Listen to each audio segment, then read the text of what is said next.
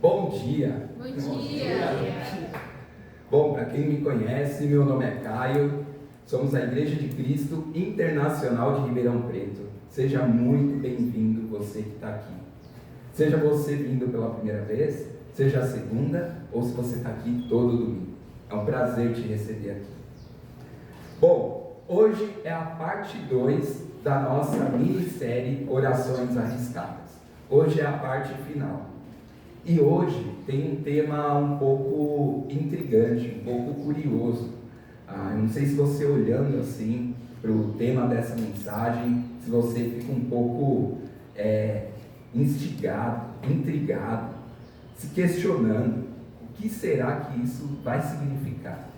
Bom, nesses próximos minutos a gente vai navegar por esse tema. Bom, a gente viu na semana passada uma oração que era faça-me ousar. Lembram? A gente falou sobre Deus nos fazer ousado. A gente viu uma oração lá em Atos, capítulo 4 e 5, que Pedro e João fizeram. E é muito interessante porque alguém aqui conseguiu durante a semana orar pelo menos uma ou duas vezes para Deus te fazer ousado? Desafiante. Eu não sei se já apareceram desafios, oposições espirituais na sua frente, na sua semana, mas a ideia é continue orando. Amém. Bom, e a oração de hoje, eu já vou te adiantar que se você não gostou muito da oração da semana passada, a de hoje você vai gostar menos ainda. A oração de hoje é uma oração muito arriscada. A oração de hoje, eu vou fazer o mesmo convite para você. Ore ela durante a próxima semana. Vamos ver as coisas que Deus vai fazer por meio da sua oração. E essa oração de hoje não é uma oração comum. Não é uma oração que a gente vê ela sendo feita por qualquer pessoa ao nosso redor. Essa oração de hoje não é uma oração fácil. Essa oração não está dentro daquelas orações que são compatíveis com aquela ideia de Deus torne a minha vida mais fácil, Deus melhore a minha vida, Deus me dê mais conforto. A oração de hoje não vai nesse caminho. Na verdade, ela vai para um caminho bem oposto desse. E assim, eu não sei se ficou claro da semana passada, mas eu quero deixar claro também hoje que não tem problema as orações comuns e fáceis que a gente faz no nosso dia a dia. Aquelas orações seguras, né? Que a gente pede por segurança, por proteção, para abençoar a comida. Aquelas orações que nós queremos ter dias bons, a gente quer ter dias fáceis, não é mesmo? Eu gosto dessas orações também, não tem problema em fazer elas. Eu gosto das orações seguras. Não tem problema em orar por segurança. Deus me mantenha seguro. Quem aqui não quer estar seguro, não é mesmo? A gente quer estar seguro. Deus me abençoe. Quem aqui não quer ser abençoado, não é mesmo? Deus me ajude a ter um dia muito bom, que meu dia seja fácil. Eu acho que todos nós aqui concordamos que nós queremos dias bons e fáceis. Eu quero ter um dia bom e fácil, todos os dias, para ser muito honesto com vocês. Mas a verdade é que, sendo muito honesto, eu não gosto de ser incomodado. Eu não gosto de me sentir desconfortável. Eu não gosto de ter meus planos interrompidos. Eu não gosto de ter meus planos frustrados. Eu não gosto nem de enfrentar muitos desafios ao longo dos meus dias. Essa é a verdade. É por conta disso que eu faço as orações seguras muito mais do que as orações arriscadas. E a gente pensa muito dessa maneira que eu vou falar agora. Deus, se você realmente me ama, faça o meu dia ser um dia sem complicações. Por favor. Se o meu dia for um dia bom, se for um dia fácil, se for um dia sem complicação, aí no fim do dia eu vou entender que o Senhor me ama. Agora, se o meu dia for um caos, Uau! Automaticamente isso significa para a gente, talvez, que Deus não nos ama tanto assim, né? Bom, e como eu falei, a oração de hoje não é uma oração segura. Ela é uma oração arriscada. Ela é uma oração da qual você não vai gostar, você não vai curtir. E sendo muito honesto, se você fizer essa oração e Deus te responder a essa oração, é muito provável que você se sinta muito frustrado. Você vai se sentir frustrado se Deus te responder a essa oração. Porque nessa oração você vai ficar desconfortável. Sua vida vai ficar mais difícil. As coisas vão parecer mais complicadas do que poderiam ser. Mas o meu convite é que você se junte a mim e nessa semana a gente faça essa oração arriscada. E quem sabe a gente incorpora essa oração arriscada em todos os anos da nossa vida com Deus. E isso é porque a gente precisa começar a entender que se a gente olha as Escrituras, a gente olha os apóstolos, os profetas, a gente começa a ver que talvez, eu acho que vale a pena o questionamento para a gente. Será que seguir Jesus foi planejado para ser tão seguro assim, como eu peço nas minhas orações do dia a dia? Será que seguir Jesus foi planejado para ser tão confortável? Foi planejado para ser tão seguro? Foi planejado para ser tão fácil? Por isso que a nossa oração de hoje é essa: Deus, parte o meu coração. Essa vai ser a nossa oração arriscada de hoje.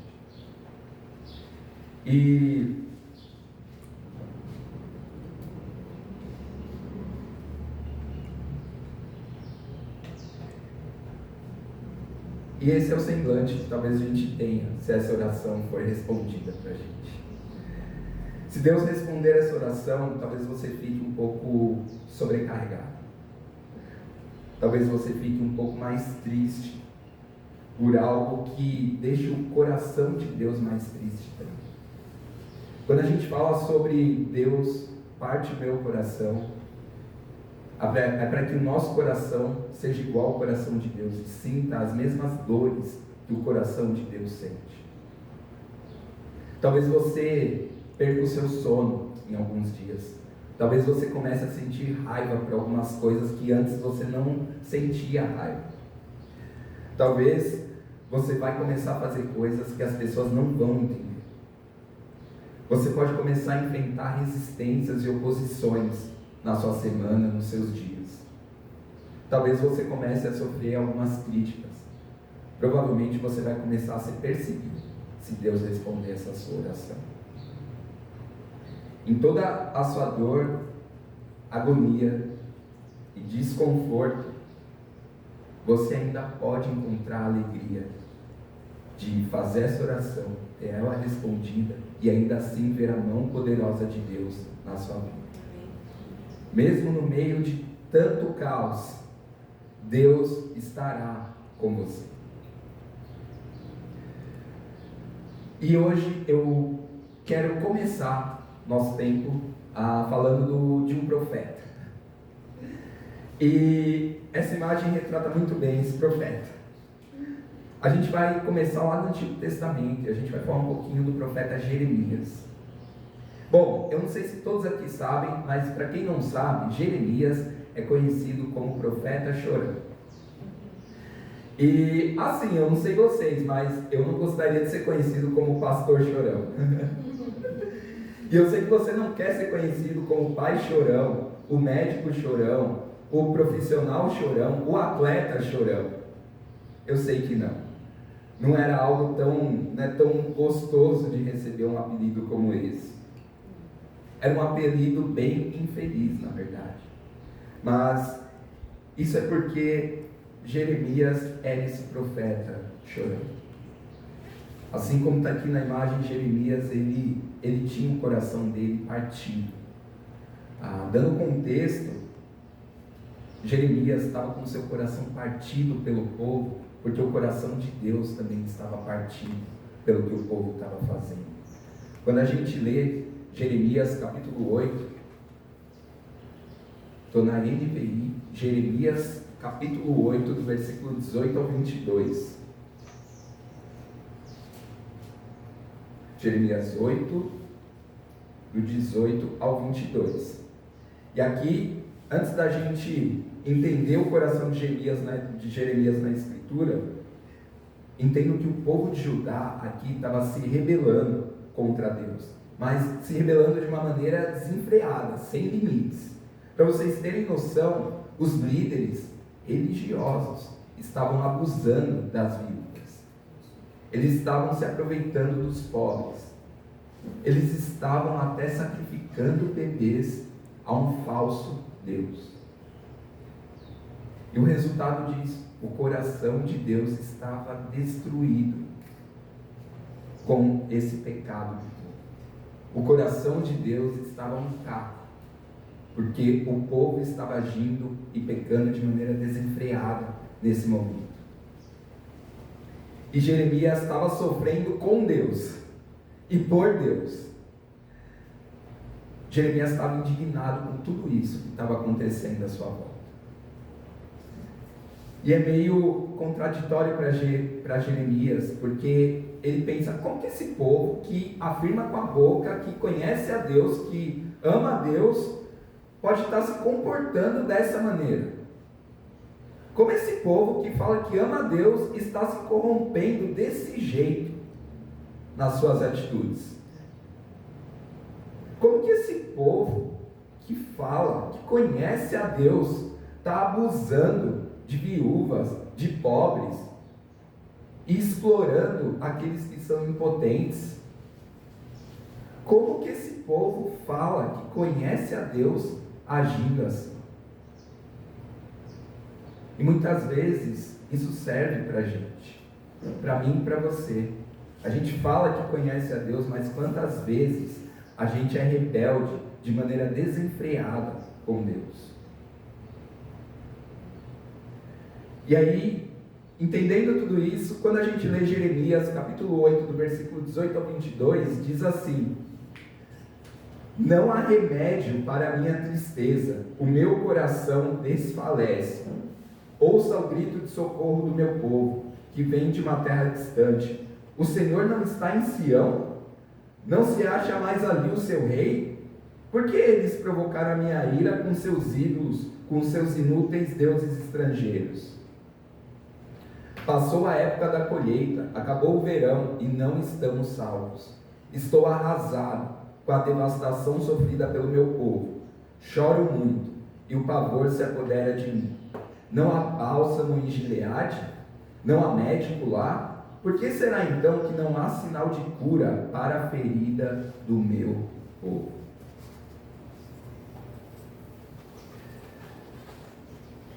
É interessante que quando a gente vê aqui no versículo 18, o profeta, ele fala que o coração dele desfalece.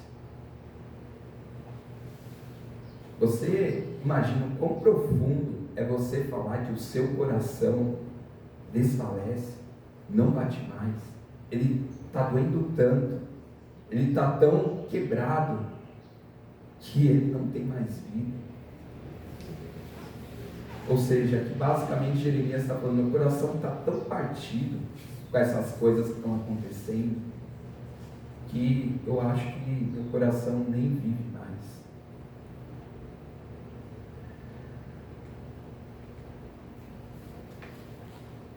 E é interessante porque no versículo 22 é uma frase que não transmite esperança. Pelo menos para mim, quando eu leio isso daqui, por que será então que não há sinal de cura para a ferida do meu povo?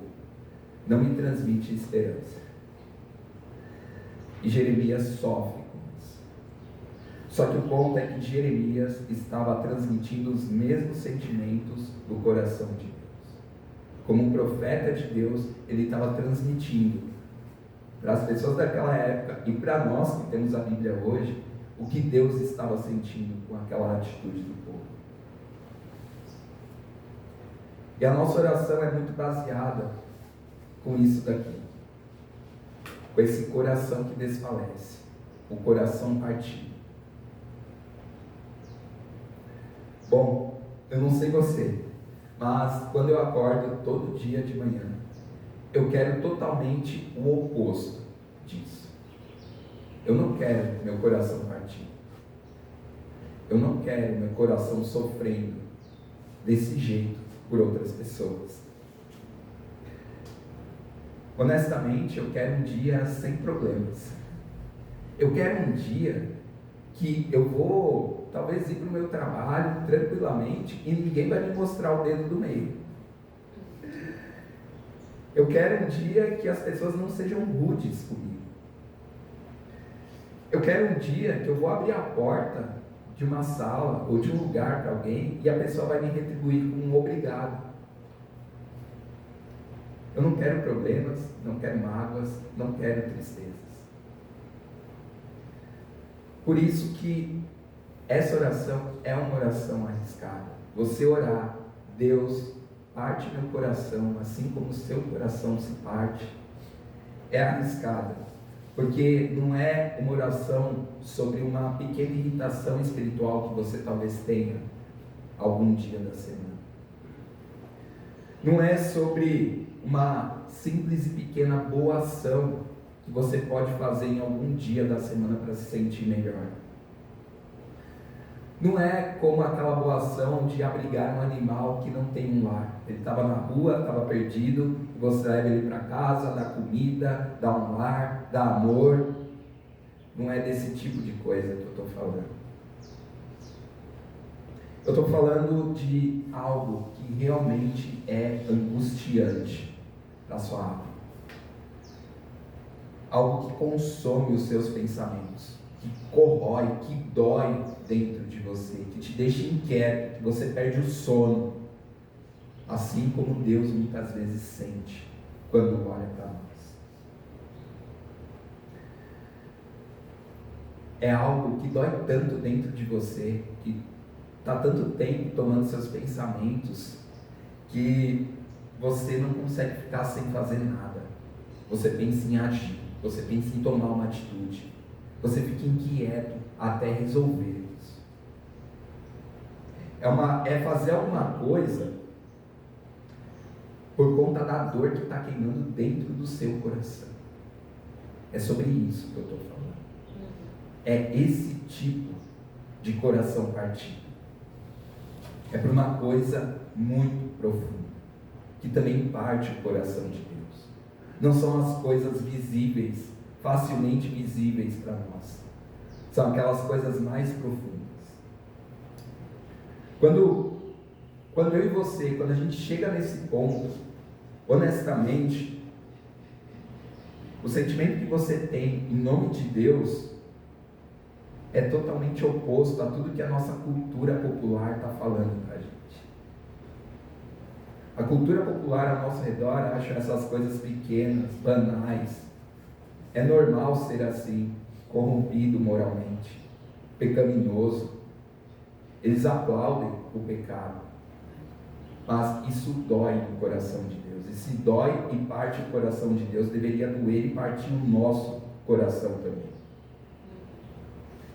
E sendo muito honesto, isso também é o oposto daquela versão do cristianismo que a gente vê muito ao nosso redor, que fala: Deus existe por você e para você. Deus está aqui para tornar sua vida na terra melhor. Deus está aqui para tirar sua dor e te abençoar muito, viu? Esse ano é o ano da prosperidade. Esse ano vai, hein? É só vitória. Deus vai te dar muita facilidade, muito conforto. Fica tranquilo, Deus veio para isso. Foi para isso que Jesus morreu na cruz. Essa dor que a gente está falando, dessa oração arriscada do nosso coração ser partido, da mesma maneira que o coração de Deus é partido, é bem oposta àquela famosa frase religiosa que esse é o ano da abundância na sua vida. É o ano dos seus frutos aqui na terra. É a hora de você ser abençoado. Chegou a sua hora de ser abençoado. como se fosse uma fila aí que vai indo um por vez e você está nessa fila. E aí a gente precisa começar a refletir de maneira mais profunda em coisas desse tipo. E você já chegou a pensar alguma vez se, por exemplo, e se as maiores bênçãos de Deus estiver na mesma face da quebra do seu coração por Deus? Ou seja, você encontra as maiores bênçãos de Deus quando seu coração está partido como o coração de Deus está. E se forem esses momentos, os momentos das maiores bênçãos da sua vida?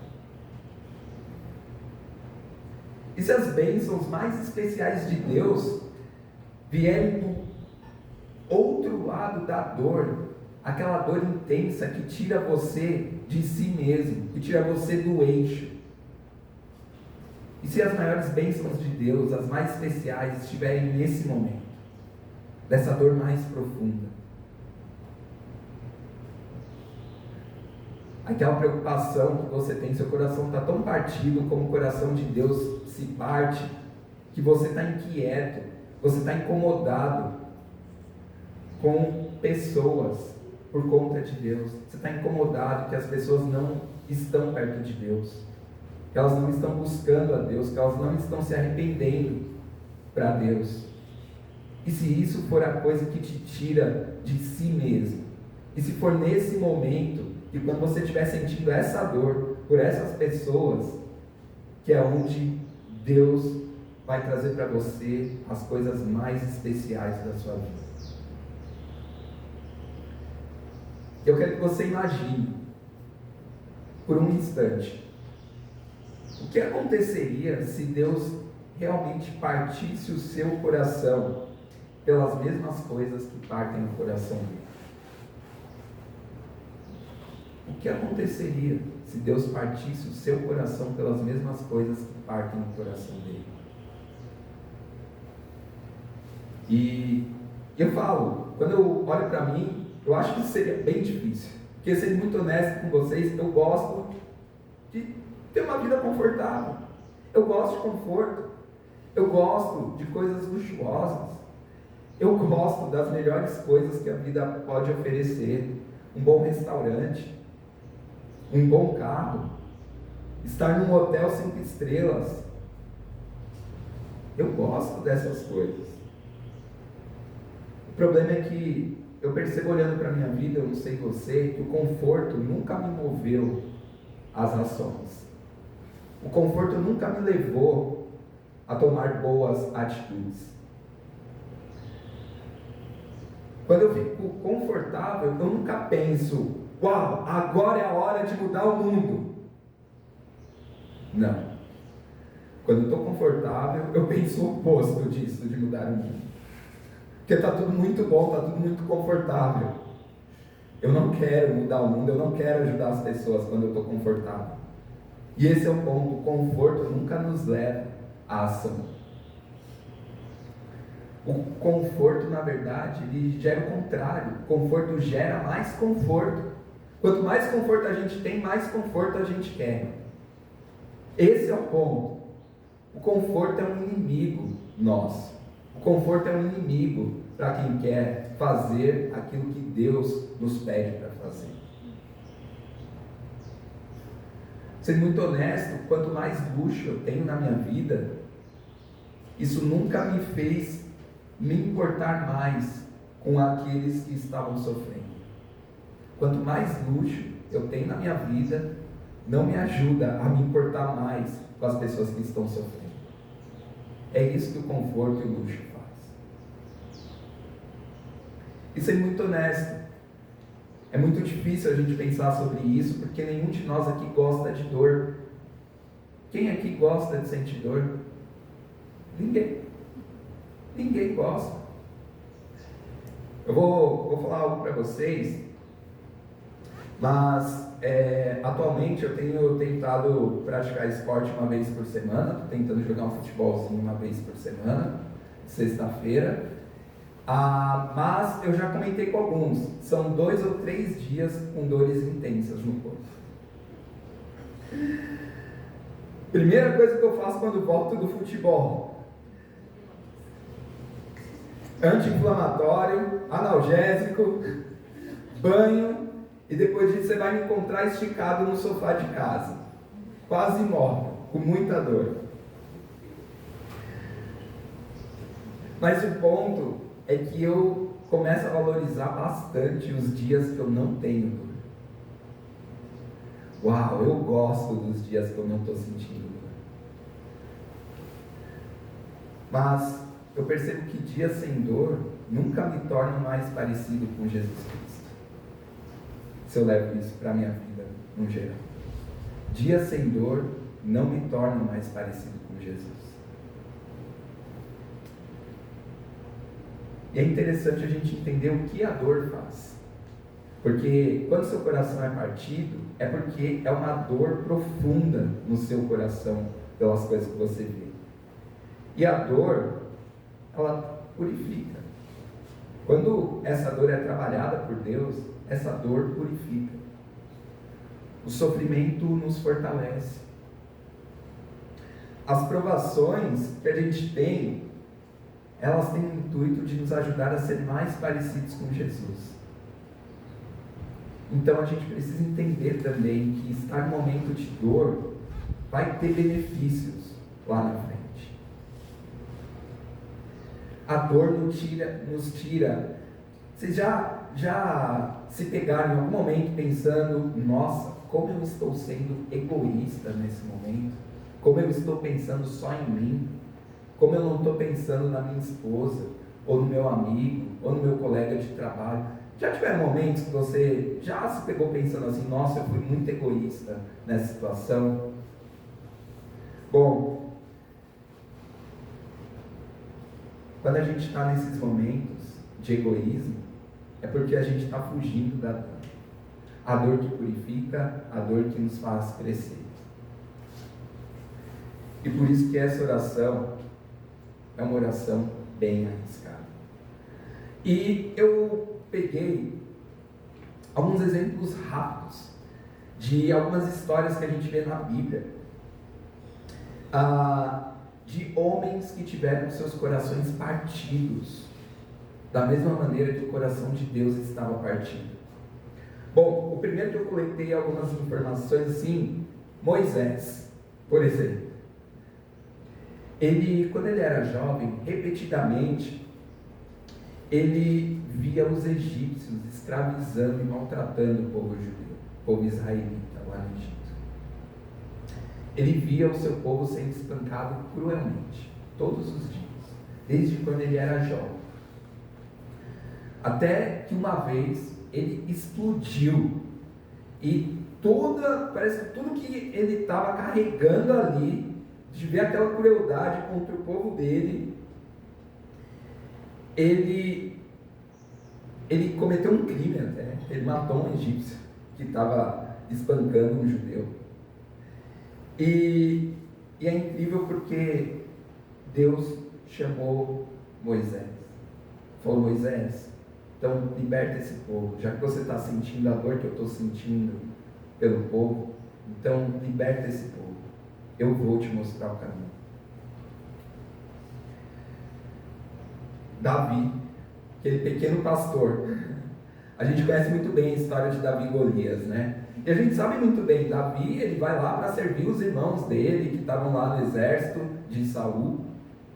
Mas o ponto é que Davi teve seu coração partido quando ouviu Golias insultando o Deus de Israel.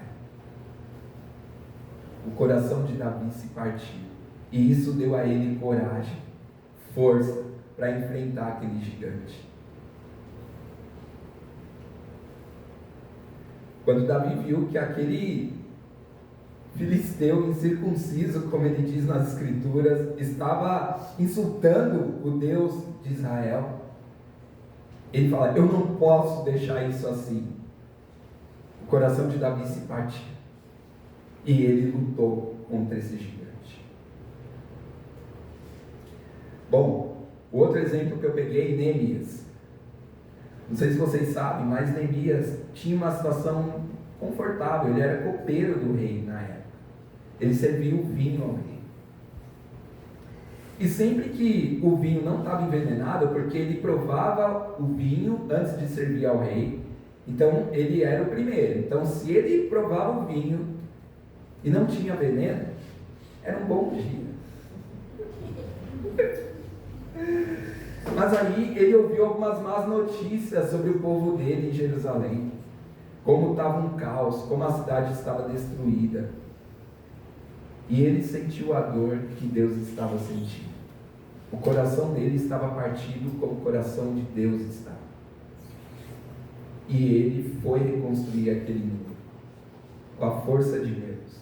Ele enfrentou oposição, perseguição, quase uma guerra, para reconstruir aquele muro, porque ele foi fazer movido pela dor que estava doendo no coração de Deus. O que tinha partido o coração de Deus, partiu o coração de Neemias. E ele foi reconstruir o muro. O outro exemplo que eu peguei, Jesus, que chorou por Jerusalém. Jesus até diz: eles não conhecem a minha paz que está disponível para eles. Isso partiu o coração de Jesus. E ele derramou lágrimas sobre a cidade. Por isso que eu estou falando, quando você fizer essa oração arriscada, se prepare para sofrer. Se você orar, Deus, parta o meu coração, assim como o seu está partindo. Prepare-se para sofrer. É uma oração muito arriscada. E eu não sei honestamente o que vai partir o seu coração. Tem várias coisas. Eu peguei alguns exemplos aqui. Bom, talvez vai partir seu coração crianças pequenas no bairro que ainda não sabem. Injustiças raciais que assombram muitas pessoas ao nosso redor. Talvez levar água potável para algumas partes do mundo, onde hoje mesmo dezenas de crianças em uma aldeia vão morrer porque não tem água.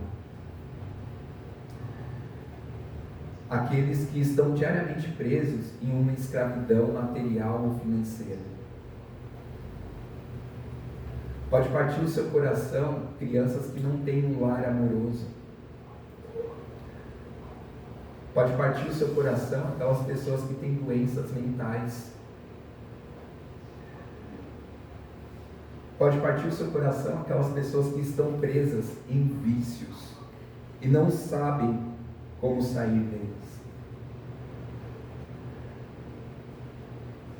Pode partir o seu coração aquelas pessoas quebradas no seu coração que estão se recuperando de uma infidelidade no casamento e vivem de uma maneira que nunca não sabem se algum dia vão poder confiar em alguém. Vivem com essa incerteza. Seu coração pode se partir por adolescentes que estão talvez se cortando, buscando suicídio, vivendo deprimidos todos os dias. Seu coração pode se partir por aqueles que estão viciados em pornografia, por exemplo. Eu só sei que quando você fizer essa oração, Deus, parte o meu coração, o seu coração se partirá. Eu não sei por qual desses motivos, são muitos motivos que partem do coração de Deus, mas algum desses motivos vai ser o seu.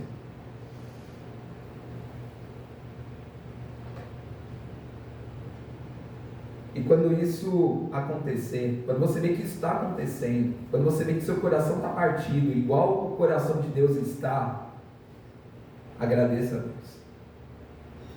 É sério, agradeça. Agradeça ao Deus no céu, porque agora você vai se importar com quem Ele se importa. Quando seu coração se partir, pelo mesmo motivo que o coração de Deus se parte, é porque você vai começar a se importar com aquilo que Ele se importa. Porque a maioria das pessoas pensam que é mais fácil não se importar com essas coisas. A maioria das pessoas pensam que é melhor não se envolver e não resolver esse tipo de situação. A maioria das pessoas foge disso.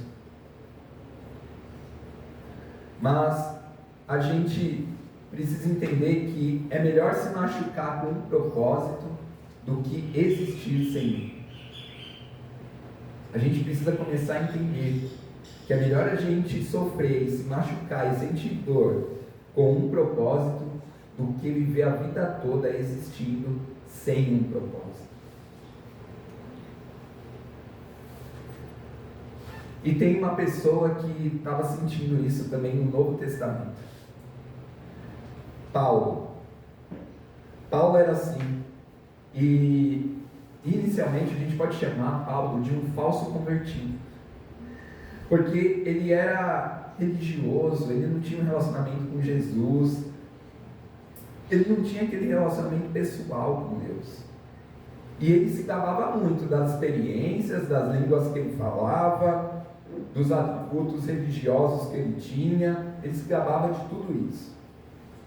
Mas aí quando a gente lê Filipenses 3, versículo 4 ao 6 e do 7 ao 9, diz assim: embora eu mesmo tenha razões para ter tal confiança, se alguém pensa que tem razões para confiar na carne, eu ainda mais. Circuncidado no 8º dia de vida, pertencente ao povo de Israel, à tribo de Benjamim, hebreu dos hebreus. Quanto à lei, fariseu. Quanto ao zelo, perseguidor da igreja. Quanto à justiça que há na lei, irrepreensível. Isso é o que Paulo mesmo diz de como ele pensava sobre si mesmo. Só que olha que interessante. Contudo, o que para mim era lucro, passei a considerar como perda por causa de Cristo. Mais do que isso, considero tudo como perda comparado com a suprema grandeza do conhecimento de Cristo Jesus, o meu Senhor, por quem perdi todas as coisas. Eu as considero como esterco para poder ganhar Cristo e ser encontrado nele, não tendo a minha própria justiça que procede da lei, mas a que vem por meio da fé em Cristo, a justiça que procede de Deus e se baseia na fé. Quando Paulo conheceu a Cristo, não a religião, não as leis, não as regras, não o legalismo, mas a Cristo, um relacionamento de verdade com Jesus, ele disse que considerava toda aquela vida dele como esterco, lixo, cocô. Nada superava para Paulo conhecer a liberdade de uma fé e um relacionamento com Jesus Cristo. Nada do que ele tinha, nada do que ele tinha conquistado, do que ele sabia, do que ele entendia, nada se comparava com um relacionamento com Jesus Cristo. E é interessante porque Paulo, ele prossegue nesse pensamento em Romanos 9, do versículo 1 ao 3. E olha o que ele diz: digo a verdade em Cristo, não minto. A minha consciência o confirma no Espírito Santo. Tenho grande tristeza e constante angústia no coração, pois eu mesmo desejaria ser amaldiçoado, separado de Cristo, por amor dos meus irmãos, os do meu povo. Basicamente, Paulo está dizendo que Cristo é tudo para mim.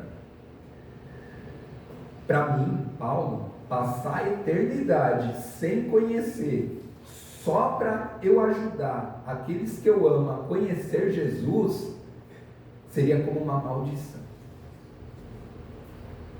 Olha a preciosidade do relacionamento com Jesus que Paulo entendeu, encontrou em algum momento da sua vida. Por isso que eu falo, Paulo aqui estava com o coração dele, vendo a situação do povo, dos judeus, dos hebreus, com o coração partido, assim como o coração de Deus estava partido. Tanto que era muito precioso ter um relacionamento com Jesus. E quem não tivesse um relacionamento com Jesus, para ele era como uma maldição. Aquilo era o mais precioso, ter um relacionamento com Jesus. Por isso que eu falo, ter o seu coração partido, da mesma maneira que o coração de Deus é partido, é uma oração muito arriscada. Pode te fazer ter o mesmo tipo de sofrimento de Paulo, de você ver pessoas sem Jesus e achar que isso é uma maldição.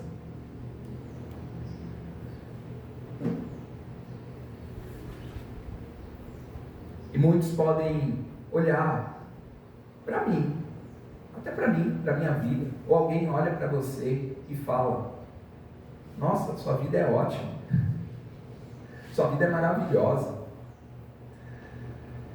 E sendo muito honesto, eu tenho muitas coisas boas na minha vida. Eu tenho ótimos amigos, eu tenho uma família,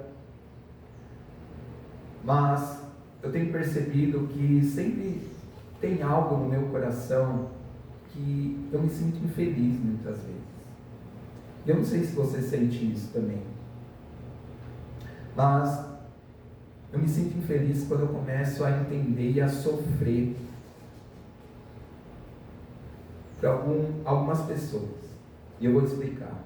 Algumas pessoas que, por exemplo, acham que vivem um relacionamento com Jesus só porque frequentam uma igreja de vez em quando. Eu acho que alguns de vocês já me ouviram falar, mas sabe uma coisa que dói no meu coração? Quando eu vejo pessoas que hoje estão afastadas de Deus por conta de um ambiente religioso, ou de uma igreja que afastou ela de Deus. Isso me dói, porque para mim a igreja tem que ser o lugar onde nós vamos aproximar as pessoas de Deus. Meu coração dói, meu coração fica partido quando eu vejo essas coisas. Quando eu vejo pessoas que nunca tiveram um coração transformado de verdade. Assim como a primeira parte da vida de Paulo, religiosa, na lei, as pessoas são frequentadoras de igreja, mas não vivem Jesus no dia a dia. Eu sofro por aqueles que estão sentindo um vazio no coração. E a gente sabe que esse vazio só pode ser preenchido por Deus. E eu sofro por essas pessoas que estão com esse vazio. Mas elas estão procurando em outras coisas que não é em Jesus. E elas estão se frustrando. O coração delas continua vazio. Eu sofro por essas pessoas. Eu sofro por cristãos que estão presos a um legalismo, a regras e leis que tornam eles mais críticos e soberbos com outras pessoas. Deixam eles frios aos irmãos. Eu sofro por aquelas pessoas que estão perdendo a beleza da graça de Deus. Do quão é incrível viver com Jesus Cristo em um relacionamento com Ele. As pessoas que não estão desfrutando desse amor de Deus. Eu sofro por essas pessoas. Meu coração se parte por aqueles que estão perdidos em vícios. E vícios que eu vejo destruir famílias. Assim como às vezes eu vejo vício afetando a minha própria família de sangue, muitas vezes. Eu sofro por isso. Isso parte do meu coração.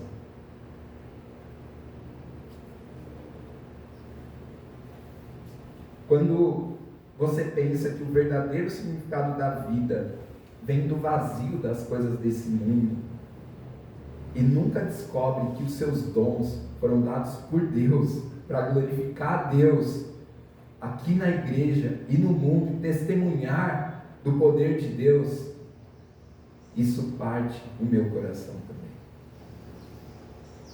Quando a gente acha que nossos dons, nossa inteligência, nossa sabedoria, nossos talentos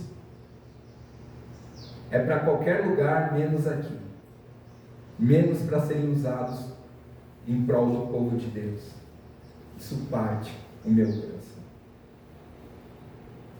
Por isso que a oração dessa semana para a gente é para Deus, parta o meu coração como o seu. Essa é a nossa oração dessa semana. E é por conta disso que eu convido você a orar essa semana. Deus, parte o meu coração, assim como o seu coração é partido. Deus, quebra o meu coração com aquilo que quebra o seu coração. E quando Ele fizer isso, fala para Ele que você é grato por essa dor. que você entende essa dor, que você entende Ele agora. Porque todos os dias, por meio dessa dor, você vai ser movido por um chamado maior do que o que você está vivendo hoje. Você vai ter um propósito celestial, um propósito divino, um propósito de Deus. Você não vai viver para perseguir sua própria luxúria, seu próprio conforto. Você vai viver por um propósito bem maior. Você não vai viver para os seus egoísmos, mas você vai viver para refletir a glória e o poder de Deus. E isso é porque o coração de Deus se partiu tanto, mais tanto, mais tanto. E o coração de Deus partiu tanto assim por você, que Ele entregou o Filho dele numa cruz. Porque o coração dele se partiu tanto, mais tanto, que o Filho dele foi para uma cruz. Por todos nós. Porque o coração dele estava partido. Ele não estava aguentando mais. O coração dele ficou tão partido que ele entregou o Filho dele numa cruz. Por nós. Para termos uma chance. Mas não é uma chance. É a chance de viver algo. Um relacionamento com Jesus que vai transformar o nosso coração. Que o seu coração se parta por algo que parte o coração de Deus. Essa é minha oração também. Esse é meu desejo. A gente precisa entender e sentir o que Deus sente. Entender o que Deus entende na medida do possível. Que o nosso coração seja como o coração de Deus. Por isso, essa é a nossa oração da semana. Deus parte o meu coração, assim como o seu coração está partido. Eu vou fazer uma oração. Deus, Pai eterno, poderoso, obrigado por Jesus Cristo, que morreu numa cruz por nós, e morreu porque o seu coração estava partido por nós, com as nossas rebeldias, nossos pecados, nossa corrupção. Deus, que a gente olhe para o Senhor, para o seu desejo, para Jesus, para aquilo que o Senhor imagina, aquilo que o Senhor deseja, que o nosso coração entenda aquilo que o Senhor entende sobre nós mesmos, que a gente saia do nosso conforto, do nosso egoísmo, dessa busca por coisas vazias, coisas terrenas, coisas materiais, que a gente procure, Deus, ter um coração igual ao seu, um coração quebrantado, um coração quebrado, às vezes um coração que vai estar em cacos, mas é um coração que vai se importar com o que realmente importa para o Senhor. Deus, que o nosso coração seja como o seu. E Pai, eu quero orar também pela nossa irmã Milene, pela avó dela que faleceu, por ela, pelo Tiagão, pela Olivia, que estão lá em São Paulo, nesse dia de luto para a família deles, que o Senhor possa confortar o coração da família, ajudá-los nesse momento, que eles possam superar isso, mas que eles também possam enxergar a necessidade de preencher o vazio do coração deles, a tristeza, o sofrimento com o Senhor. Deus, o Senhor move os nossos corações, nossos pensamentos, por meio do seu Espírito Santo que nos convence todos os dias do pecado, da justiça e do juízo. Fique conosco com o restante do nosso culto, é tudo para o Senhor, para te agradar, te glorificar. Que os nossos dons, a nossa vida seja para o Senhor, e não para nada que seja visível aos nossos olhos e seja perecível. Fique com as nossas orações. Deus, parta o meu coração, assim como o seu está partido. Parta o coração das pessoas aqui nessa igreja, como o seu coração está partido. Que nós possamos sentir o que o Senhor sente e ser movidos pela sua dor, Deus. E assim nós teremos um propósito para transformar o mundo. Em teu nome, Jesus, que oramos e agradecemos. Amém.